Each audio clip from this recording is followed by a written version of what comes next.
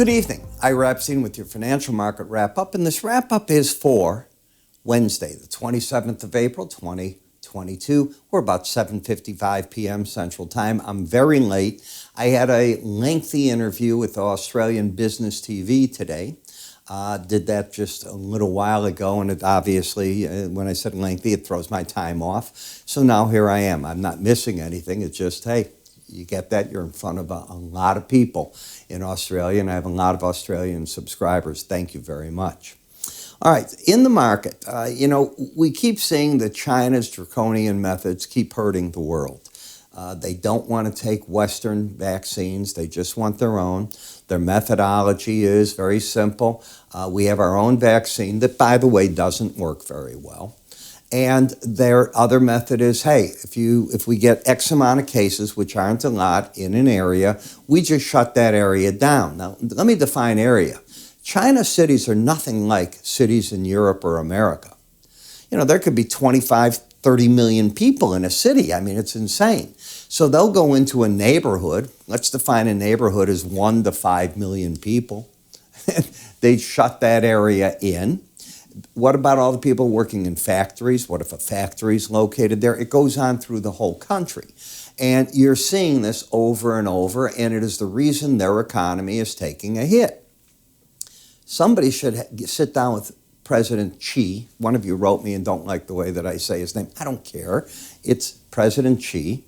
And simply say, this doesn't work. Maybe there's a better way to do it. Maybe science works. Maybe Western medicine is good. Remember, we took in a lot of Chinese medicine. Go to Chinatown in your local area. A lot of people believe in the pins and the herbs and so on. My wife is one of them. All right. So as we take a look at all this and see what the market is doing, gold down a bit tonight, but the stock market up. Have you noticed that the stock market rallies, they look strong going in when they happen into late afternoons, and then they seem to fade away on you, or you open up the next day and they're just totally gone. That's indicative of a bear market, not a bull market. In other words, you get the bounces, but more times than not, they're fleeting, whereas the bear play stays in place longer. You see that when you're looking at a weekly area chart of closes. You get these rallies that are failing right here. Now, we're at April 27th. As I mentioned yesterday, I think you throw in the towel. You're not going to get an April month that is a gain. It's going to take something dramatic that I don't see on the horizon. It could happen on Thursday and Friday. I bet against it, but anything is possible in the world.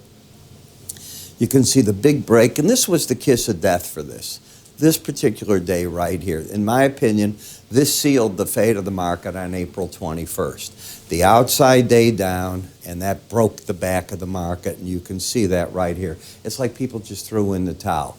The hope was here that this was going to be something of a correction.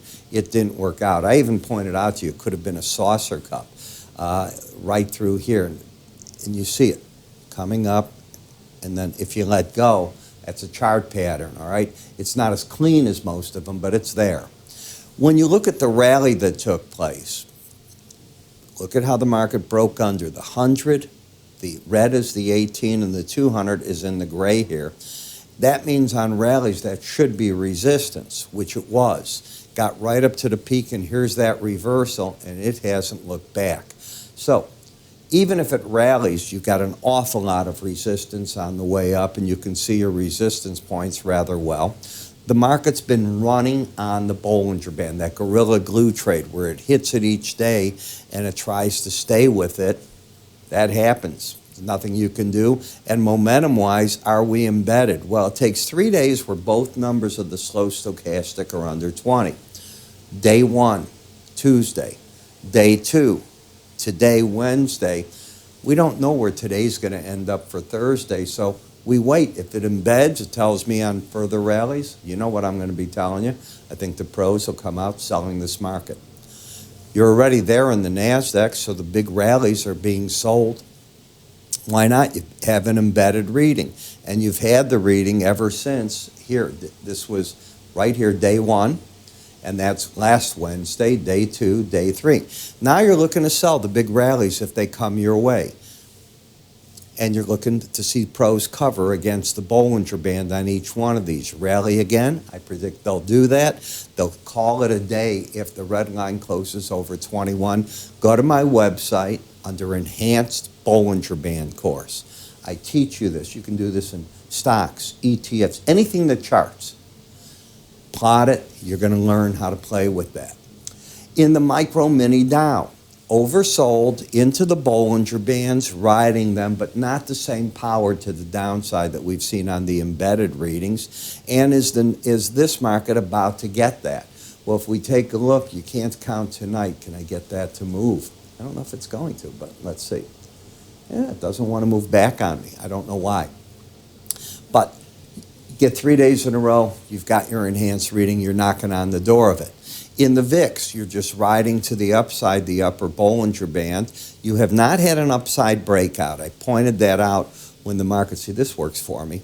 When the market had this big update, then you came down, you barely closed at the Bollinger Band, then you came up. You're just pushing it out. That's what you're doing. Could it go higher? Certainly it can go into the 40s. But in this area, in recent times, it's been having a big difficulty, which tells me you're approaching a resistance area. You have to assume past resistance points are good until they're broken. In the T-bond market, all that I was looking for here when you lost the embedded reading right here, what's my rule say? When you lose it, the shorts call it a day, and those Johnny-come-latelys that don't have the timing I teach you, they'll be covering typically, not every time, nothing works all the time, but typically you're looking for the 18-day average of closes. You certainly got it, and that's where you stalled out. Why? Because the 18-day average of closes is the line in the sand. It is the point on a chart where, for whatever reason, so many people follow it. From that number, things decide are they going to be bullish or bearish again. 10-year note did the same thing. You can see how it went there, and it's fighting a battle against it. Dollar index, as long as you're embedded, I'm bullish as can be. Telling my clients, and I can tell you that, hey, on the breaks, you're still a buyer in this market. In the euro, you're just as bearish. I'm hearing talk, is the euro going to parity? Can you believe it's 105.69? If you're thinking of going to Europe this spring and summer, go. It is on sale compared to the US dollar. This is a once-in-decade time to really enjoy what your money will do for you in Europe. And yes, come spring and summer, it's going to be just a gorgeous place to be. You have the embedded reading. Take a look at what the ruble's doing against this market. It's hard to believe. If you look at that chart, it went this way. The ruble's back to 74. Remember, that was 130. It's back to 74 because they're controlling it, but that doesn't change the value on the chart. Something not right in that whole scenario. So, did I cover everything? British pound, I knew I didn't. British pound, we are right here with the Bollinger Band. How many days do we have under it now? 1, 2, 3, 4 days in a row. So, do we get 5? You could, but it's rare you go beyond it. So you're at that point in this market where I'm looking for rallies to do what? Well, are you embedded? If you're embedded, you want to be a seller. In Bitcoin, you're still bad to the bone. In other words, still bearish here. You got to get the market in an oversold condition, at least start a correction. You're going to leave the April contract and move to the May on Friday. So that's what we'll be doing on that market. In Brent versus WTI crude, look at the differential. So they're crushing this market, as the question is, what do you do with the Brent? Well, let's go to it.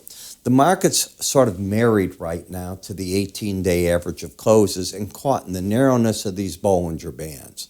That's where I think it's going to sit for a while. And the U.S. WTI crude is doing very much the same. Both have a downside bias. They could go to the lower bands, but I don't think there's a lot of downside in these two markets. The heating oil has just come alive along with gasoline, and they are trying to move out and developing bullish embedded readings, distillates, jet fuel, and the like, something you look at. And that gas, well, Europe needs our gas. Poland and Bulgaria, I said Belarus yesterday, I was so wrong. Poland and Bulgaria were cut off by Russia because they refused to pay in rubles. Now, the European Union says do not pay in rubles on your contracts that don't call for that. Poland's in a very good position to do this. For 10 years, they have been getting ready to wean themselves off Russian products, and they're ready. They built LNG terminals. They're ready to take that in. Their storage is running near capacity. They're in pretty good shape. Can't say the same on Bulgaria, but the European Union will help everybody. And if you think this isn't the message where Europe is going to say to Russia, even after this war, we don't want your products, you'd be very wrong.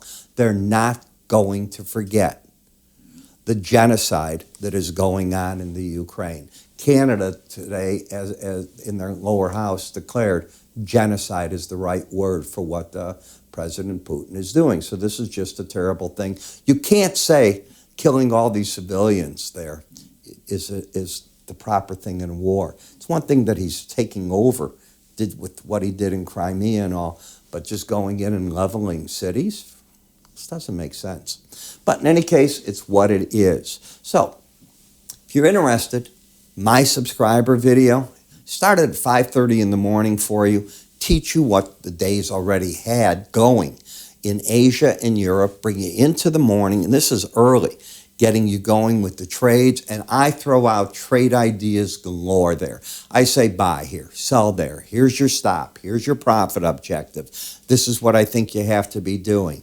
I'll bring up and mix daily charts, weekly charts, and on the weekend your subscription gives you a Saturday or Sunday, just a weekly chart version for the longer term traders. My videos work on your desktop. We give you a phone app to work with it, absolutely free. Give you all the ideas. If you go to our website, by the way, there's a scroll bar on the website, and you'll see, hey, I want to go to the energies. Just pull it, and you'll see all the different ones, and it tells you, I'm in the energy section. I save you time with any way you want to go. How do you get more information on this? Follow the magic link. Put your finger, just follow it, not with the finger, obviously, your cursor. Move it up, you'll see the icon, click on it. It'll give you all the information you need. I'm Ira Epstein. Sorry for being this late, but it's better late than never, right? And I will see you all tomorrow.